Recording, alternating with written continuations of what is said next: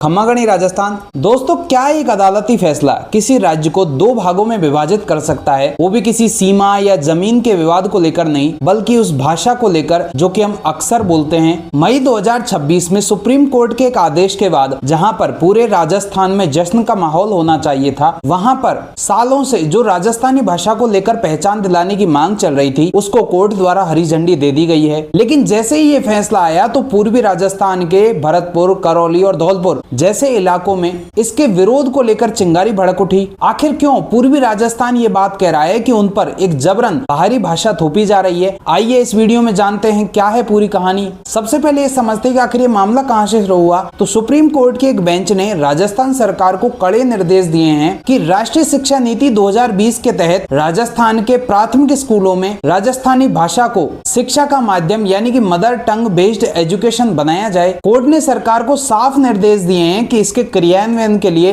ठोस पॉलिसी बनाई जाए और जिसकी रिपोर्ट 26 सितंबर 2026 तक कोर्ट में जमा की जाए। इस फैसले का राजस्थान के मारवाड़ और मेवाड़ जैसे क्षेत्रों में भरपूर स्वागत हुआ, क्योंकि सालों से राजस्थानी को संविधान के 8वीं अनुसूची में शामिल करने की लड़ाई लड़ी जा रही थी। लेकिन असली पेच फंसा पूर्वी सीमा पर जाकर। अब बात करते हैं पूर्वी राजस्थान की, जिसमें शामिल है अलवर, भरतपुर, डीग, धौलपुर और करौली जैसे जिले। पूर्वी राजस्थान ऐतिहासिक रूप से ब्रज क्षेत्र और मेवाती क्षेत्र के रूप में जाना जाता है। यहाँ का विरोध मुख्य रूप से 3 बातों पर टिका है। पहला है भाषाई भिन्नता। पूर्वी राजस्थान के लोगों का कहना है कि जिस मानक राजस्थानी को स्कूलों में शामिल करने की बात की जा रही है उसका आधार मारवाड़ी और ढूंढाड़ी है। यह भाषा भरतपुर और धौलपुर जैसे इलाकों की मातृभाषा नहीं है। दूसरा है सांस्कृतिक जुड़ाव। इस क्षेत्र का सांस्कृतिक और भाषाई नाता उत्तर प्रदेश के मथुरा और आगरा जैसे इलाकों से बहुत गहरा है। यहाँ के लोग खुद को ब्रज संस्कृति का हिस्सा मानते हैं, न कि ठेठ राजस्थानी का। तीसरा है रोजगार और शिक्षा की चिंता।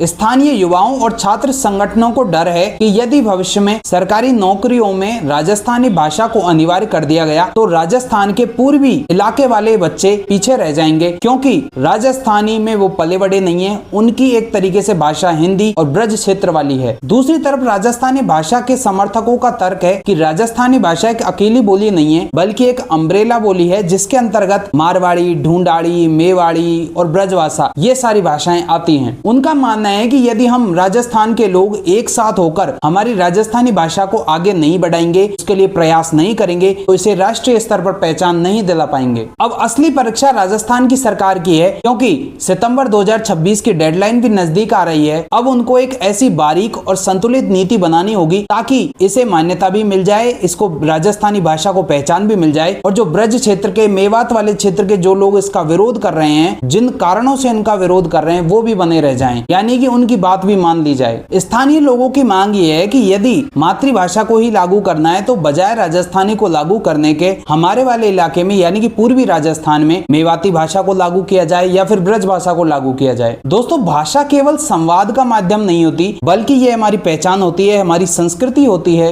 इस पूरे विवाद को लेकर आपका क्या मानना है? क्या पूरे राजस्थान में एक मानक राजस्थानी भाषा होनी चाहिए या फिर लोगों को अपने अपने स्थानीय भाषा के हिसाब से चुनने का मौका दिया जाना चाहिए या फिर उनके स्थानीय भाषा में ही पढ़ाई करने का मौका दिया जाना चाहिए? अपनी राय कमेंट बॉक्स में लिख के जाएं। धन्यवाद। जय भारत, जय राजस्थान। खम्मागणी।